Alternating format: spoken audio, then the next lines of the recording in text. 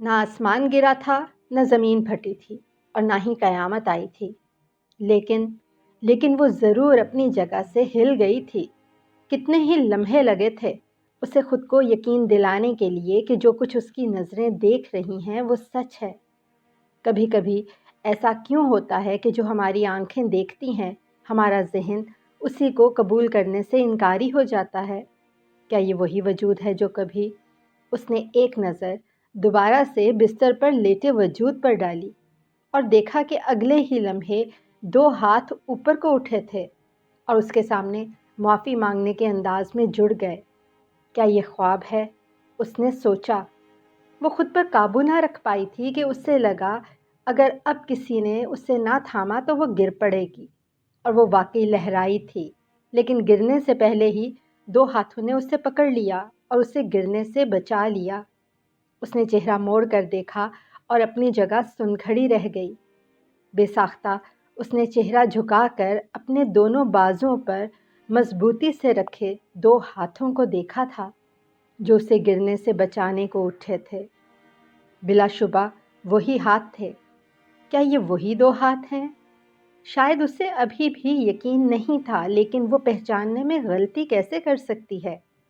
اس کے ذہن کے ماضی کے حساب میں چند سوچیں، چند یادیں، چند الفاظ اور چند جملے ہی تو تھے، چند چہرے ہی تو تھے جنہیں اس نے لمحہ با لمحہ زندگی کے ہر گزرتے لمحے، ہر پل بھلانے کی کوشش کی تھی، اور زندگی کے ہر گزرتے لمحے کے ساتھ وہ چہرے، سوچیں، یادیں، الفاظ اور وہ جملے اس کے ذہن میں پنجے گاڑتے چلے گئے تھے، کسی دیوار پر چڑھتی کانٹے دار بیل کی طرح، کسی آکٹوپس کے پنجوں کی طرح اس کے ذہن میں گھستے ہی چلے گئے۔ اسے یاد آیا تھا کہ کبھی کسی نے اسے دھکا دیا تھا۔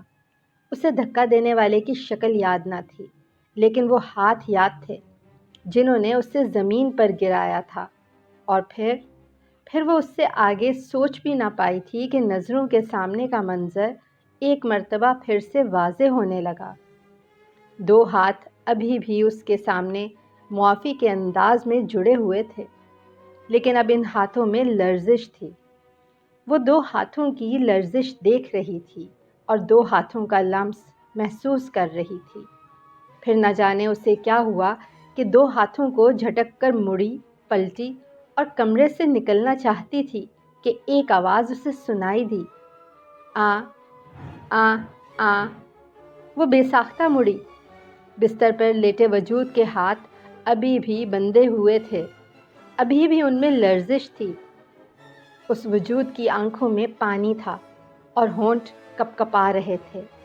شاید وہ کچھ بولنا چاہتا تھا، وہ اس سے کچھ کہنا چاہتا تھا، لیکن مجبور تھا۔ وہ تو اس آواز کو آج تک نہیں بھول پائی تھی۔ میرا تم سے کوئی واسطہ نہیں، یوں سمجھ لو تمہیں کبھی دیکھا بھی نہیں۔ وہ آواز اور اس آواز میں کتنی مشابہت تھی، بالکل ایک سی، مگر کیا فرق تھا؟ کچھ تھا۔ نہیں، فرق تھا، اور بہت فرق تھا۔ اسے اب اندازہ ہوا تھا کہ بادشاہ کے حکم اور بھکاری کی منت میں کیا فرق ہوتا ہے، کس طرح سے الفاظ کا ہیر پھیر اور لہجے کا اتار چڑھاؤ انسان کی شخصیت پر اثر انداز ہوتے ہیں۔ اس لمحے وہ وجود بھی اسے کسی بھکاری کی مانند لگا تھا، ایک بھکاری کا وجود، منت کرتا، مدد مانگتا، اور اپنا وجود کسی آقا حکمران سے کم محسوس نہ ہوا۔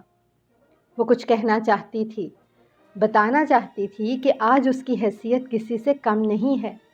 پوری دنیا اس کے قدموں تلے ہے، پوری دنیا اس کے سامنے پڑے وجود سمیت۔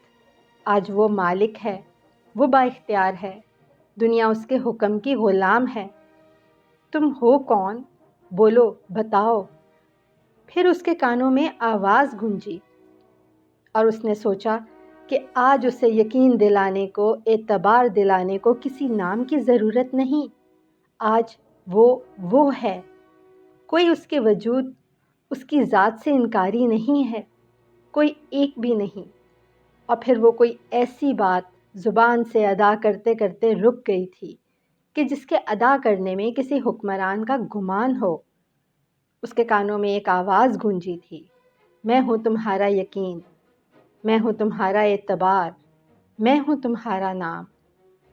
اور وہ کچھ بھی زبان سے ادا کرنے کے قابل نہیں رہی تھی۔ ایک مرتبہ وہ پھر سے مڑی اور کمرے سے نکل آئی۔ تیز تیز قدم اٹھاتی وہ اس جگہ سے دور ہو جانا چاہتی تھی۔ وہ بیرونی دروازے سے نکل کر کوریڈور میں چلی آئی۔ سامنے گیراج میں اسے اپنی وائٹ کرولا دکھائی دی۔ قدموں کی چاپ سن کر گاڑی کی فرنٹ سیٹ پر بیٹھے ڈرائیور نے گردن موڑ کر اس کی جانب دیکھا اور پھر سیدھا ہو کر بیٹھ گیا۔ وہ کوریڈور کی سیڑھیاں اتر رہی تھی کہ اس سے لگا کہ کوئی تیزی سے اس کے پیچھے آیا ہے۔ ماریا، اس کے قدم تھم گئے، مگر وہ اپنی جگہ اسی انداز میں کھڑی رہی۔ تھوڑی دیر رک جاؤ۔ ایک مرتبہ پھر سے وہی آواز اس کے کانوں میں سنائی دی۔ کچھ لمحے وہ اسی طرح کھڑی رہی، پھر قدم بڑھا کر گاڑی تک چلی آئی۔ دروازہ کھول کر بیٹھنے لگی کہ پھر سے اسے وہی آواز سنائی دی، مت جاؤ اس طرح، کچھ کہو تو صحیح، کچھ بولو تو صحیح، کچھ تو زبان سے ادا کرو، کوئی گالی، کوئی بد دعا، مگر اس طرح مت جاؤ، بنا کہے، بنا کچھ بولے۔ اس مرتبہ اس کے لہجے میں کچھ تھا کہ وہ مڑ کر دیکھنے لگی۔ مجبور ہو گئی تھی۔ وہ شخص سیڑھیوں پر سر جھکائے ہاتھوں سے سر کو تھامے بیٹھا ہوا تھا۔ وہ خاموشی سے گاڑی میں بیٹھ گئی۔ اس کے بیٹھتے ہی ڈرائیور نے گاڑی سٹارٹ کر دی۔ گیٹ سے نکل کر ڈرائیور نے گاڑی مین روڈ پر ڈال دی۔ اس نے سر جھکایا ہوا تھا، گود میں دونوں ہاتھ رکھے نظریں ان پر جمائے بیٹھی تھی۔ اس کا ذہن معاف ہو چکا تھا۔ وہ سوچنا چاہتی تھی بہت کچھ، لیکن اس وقت اس کا ذہن اس سے کوئی بھی بات سوچنے پر مجبور نہیں کر سکا تھا۔ اسی حالت میں اسے 10 منٹ کا عرصہ لگا ہوگا کہ ڈرائیور نے گاڑی کا ایک ٹرن لیا اور گاڑی روک دی۔ تب بھی اس نے سر نہیں اٹھایا، اسی طرح بیٹھی رہی۔ ڈرائیور گاڑی سے نکلا اور اس نے دوسری جانب سے آ کر دروازہ کھولا۔ وہ اتری اور ایک نظر اس نے اپنے ارد گرد کے ماحول پر ڈالی۔ وہ گھر آ چکی تھی۔ دوبارہ سر جھکائے چھوٹے چھوٹے قدم اٹھاتی وہ اندر چلی آئی۔ کب سے انتظار کر رہا ہوں میں، کہاں چلی گئی تھیں؟ چلو جلدی سے تیار ہو جاؤ، اسلم کے گھر جانا ہے۔ سامنے صوفے پر بیٹھے وجود نے اسے دیکھتے ہی کہا۔ سر اٹھا کر اس نے ایک گہری سانس لی، پھر بولی، آج رہنے دیں، ٹائم دے رکھا ہے بھائی، اب آخری وقت میں انکار کرتے اچھا نہیں لگتا۔ آپ ہو آئیں۔ اس نے دوبارہ انکار کرنا چاہا۔ اس کی بیوی تمہارا پوچھ پوچھ کر میرے کان کھا جائے گی، اور پھر نہ جانے کی وجہ بھی تو ہو۔ اس نے ایک نظر اٹھا کر اس شخص پہ ڈالی اور پھر نظریں جھکا کر بولی، میری طبیعت ٹھیک نہیں ہے۔ وہ بھی قریبی صوفے پر بیٹھ گئی۔ ہیں، یہ بیٹھے بٹھائے طبیعت میں کیا خرابی ہو گئی؟ صبح تو ٹھیک ٹھاک تھیں، بلکہ مجھے تو ابھی بھی ٹھیک لگ رہی ہو۔ کہیں بخار تو نہیں؟ لو وہ بھی ابھی چیک کر لیتا ہوں۔ وہ وجود اب اس کے قریب آ گیا تھا اور اس کی کلائی تھامے بدن کی حدت محسوس کرتا ہوا بولا، دیکھو اب بخار کا بہانہ بھی نہیں چل سکتا۔ یہ میرا منہ کیا دیکھ رہی ہو؟ چلو اٹھو، جلدی سے تیار ہو جاؤ۔ اسے علم تھا کہ وہ اسے ساتھ لیے بنا نہیں جائے گا، اس لیے وہ اپنی جگہ سے اٹھ کھڑی ہوئی۔ چلیں؟ یہ کیا، اس طرح، اس حلیے میں؟ نہ، اس طرح تو بالکل نہیں بھائی۔ تم کسی عام شخص کی بیوی نہیں ہو، تم میری بیوی ہو، جسے یہ زمانہ جانتا ہے، جس کے نام سے دنیا واقف ہے، اور اس کی بیوی اس حلیے میں جائے؟ اس نے ایک نظر اٹھا کر اس کے چہرے پر ڈالی۔ وہاں اسے دھیمی پرسکون مسکراہٹ کے سوا کچھ نہیں ملا تھا۔ اس کے اس طرح محویت سے دیکھنے پر وہ مسکراہٹ گہری ہو گئی تھی۔ اس نے گڑبڑا کر نگاہ اس کے چہرے سے ہٹا لی اور اگلے ہی لمحے وہ آہستہ آہستہ قدم اٹھاتے ہوئے اپنے بیڈ روم کی جانب بڑھی۔ اس نے اپنی وارڈروب سے سرخ رنگ کے بارڈر والی ساڑی، گولڈن تلے سے سجی سفید ساڑی نکالی اور ڈریسنگ روم میں چلی آئی۔ تقریباً 10 منٹ بعد وہ ڈریسنگ ٹیبل کے سامنے کھڑی تھی۔ اس نے آئینے میں نظر آتے اپنے سراپے پر بھرپور نظر ڈالی تو پھر دیکھتی ہی رہ گئی تھی۔ کیا یہ واقعی میں ہوں؟ اس نے سوچا۔ نہ جانے کیوں آج مجھے ہر بات پر بے یقینی کا گمان ہو رہا ہے۔ وہ آئینے کے سامنے سے ہٹ گئی اور کمرے سے باہر نکل آئی۔ ڈرائنگ روم میں داخل ہوتے ہی اس نے انہیں پہلے سے اپنا منتظر پایا۔ یہ ہوئی نا بات، چلیں؟ توصیفی نگاہ ڈالتے ہوئے وہ شخص بولا۔ اس نے مسکرا کر اسپات میں سر ہلایا۔ وہ کافی حد تک ریلیکس ہو گئی تھی۔ اس نے پارٹی کو بھرپور انداز میں انجوائے کیا تھا۔ خوش گپیوں میں وقت گزرنے کا احساس ہی نہ ہوا کہ جو ہی اس کی نگاہ گھڑی پر پڑی تو رات کے 10 بجاتی گھڑی کی سوئیاں دیکھ کر اس نے اس سے چلنے کو کہا۔ دونوں اجازت لے کر اٹھ کھڑے ہوئے۔ واپسی میں وہ گاڑی ڈرائیو کرتا ہوا سٹی بجانا شروع ہو گیا۔ اس نے بے ساختہ مڑ کر اس کی جانب دیکھا کہ اسے اپنی جانب دیکھتا پا کر اس نے سٹی بجانی بند کر دی اور مسکراتے ہوئے شگفتہ لہجے میں بولا، سوچ رہی ہوگی کہ عمر گزر گئی پر عادت نہ گئی۔ جواب میں اس کے ہونٹوں پر مسکراہٹ ابھری تھی۔ ہاں واقعی وہ یہی تو سوچ رہی تھی۔ اس نے چہرہ موڑ کر شیشے سے باہر کے منظر پر نظریں جما دیں اور وہ بھی خاموشی سے ڈرائیو کرنے لگا۔ گیراج میں گاڑی کھڑے ہوتے ہی وہ نکل آئی۔ وہ بھی گاڑی لاک کر کے نکلا تھا۔ دونوں اکٹھے ہی ہال میں داخل ہوئے تھے۔ سامنے صوفے پر ٹانگیں پھیلا کر خاصے آرام دہ انداز میں بیٹھے وجود پر نظر پڑتے ہی اس کی آنکھوں میں سکون کی پرچھائیاں ابھر آئی تھیں۔ زیادہ دیر تو نہیں ہوئی؟ اس نے مسکراتے ہوئے پوچھا، لیکن صوفے پر بیٹھے وجود نے کوئی جواب نہیں دیا۔ لب بھینچے خاموشی سے اس کے چہرے کو دیکھتا رہا۔ کھانا کھایا ہے؟ اس نے ایک مرتبہ پھر پوچھا۔ اب بھی جواب میں اس سے خاموشی ملی۔ یار زیادہ ناراضگی ہے؟ سوری بھائی، ہم دونوں تو جلدی اٹھنے کی کر رہے تھے مگر اس مرتبہ اس کے ساتھ کھڑے شخص نے کہا۔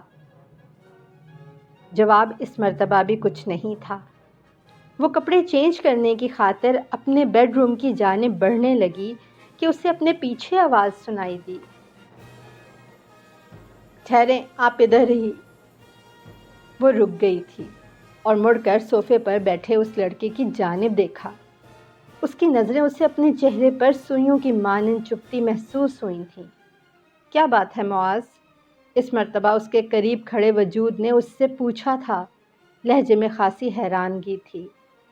انہیں معلوم ہے، ان سے پوچھیں۔ لہجہ تیکھا تھا۔ کیا ہوا؟ پوچھیں ان سے کہاں گئی تھیں یہ آج؟ ہنوز اسی لہجے میں صوفے پر بیٹھے اس نے کہا اور وہ اپنی جگہ پر سن کھڑی رہ گئی۔ گئی ہوں گی اپنے کسی کام سے، لیکن تم کیوں؟ اس کے قریب کھڑے وجود اس کے ساتھی نے سرسری انداز میں کہا۔ کون سے اپنے کام؟ پوچھیں ایسا کون سا اپنا کام تھا جس کے لیے انہیں جانا پڑا؟ کتنا چبھتا ہوا لہجہ تھا۔ اگر تمہیں پتہ ہے تو تم بتا دو۔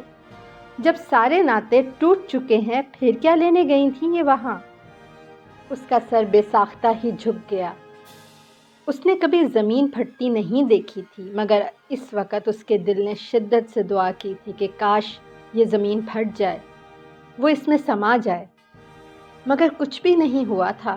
وہ اسی طرح کھڑی تھی زمین پر، قدم جمائے، سر جھکائے، نظریں چرائے۔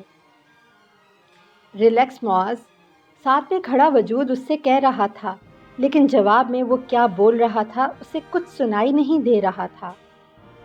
لیکن اتنا اسے اندازہ تھا کہ وہ غصے میں ہے، اتنے غصے میں کہ اس نے پہلے کبھی اتنے غصے میں اسے بولتے نہیں دیکھا تھا۔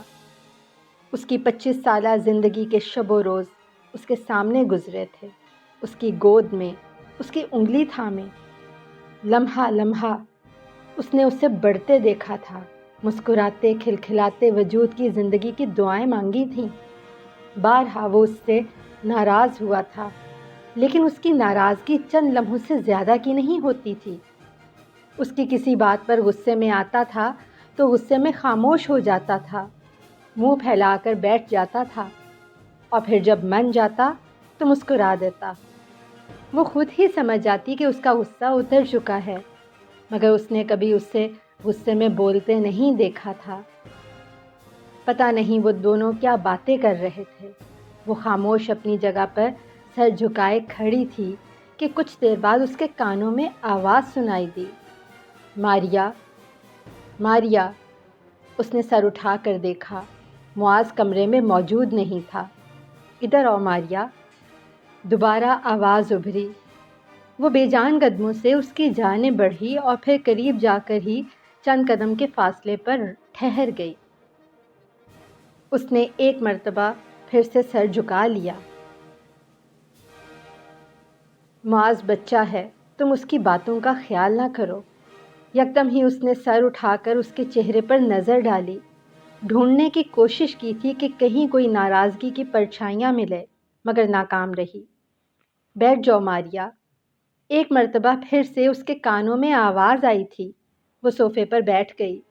وہ خاموش تھی، اس کے کان منتظر تھے کہ کوئی سوال اس کے کانوں میں سنائی دے جس کا جواب اسے دینا ہو، کوئی ایسا جملہ جس کی صفائی اسے دینی ہو، مگر بہت سے لمحے دونوں کے درمیان خاموشی سے سرک گئے تھے، بنا کسی آہٹ کے، بنا کسی سوال کے، بنا کسی شکوے کے۔ اس نے ایک مرتبہ پھر سے نظر اٹھا کر اس کے چہرے کو دیکھا۔ اس کے پرسکون چہرے کو دیکھ کر اس نے جان لیا تھا کہ وہ جس بات کی منتظر ہے اس کا انتظار کبھی ختم نہیں ہوگا۔ بے ساختہ ہی اس کی آنکھیں دھندلائی تھیں۔ اس کے گالوں کو کسی چیز نے بھگویا تھا۔ معاذ ٹھیک کہہ رہا ہے، میں گئی تھی۔ میں نے پوچھا، سوالیہ انداز میں اس کی آنکھوں میں آنکھیں ڈالے اس نے پوچھا۔ لیکن مجھے تو بتانا ہے۔ وہ بے تحاشا رو دی۔ چلو کمرے میں چلو، سو جاؤ جا کر، پہلے ہی بہت رات ہو گئی ہے۔ میں خود نہیں گئی تھی، بلکہ مجھے، ایک مرتبہ پھر سے اس نے کہنا چاہا۔ میں نے جو کہہ دیا ہے وہ کرو، میرا وقت ضائع نہ کرو۔ صبح مجھے آفس جانا ہے، دوپہر میں بھی آرام کا موقع نہیں ملا، میں بہت تھکا ہوا ہوں۔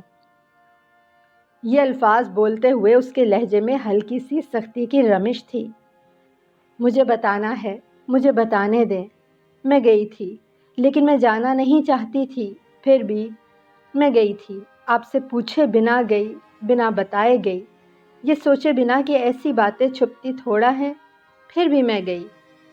مجھے علم ہے وہ ابھی اور بھی بہت کچھ کہنا چاہتی تھی، لیکن کمرے میں گونجنے والے اس 3 حرفی جملے نے اسے مزید بولنے سے روک دیا۔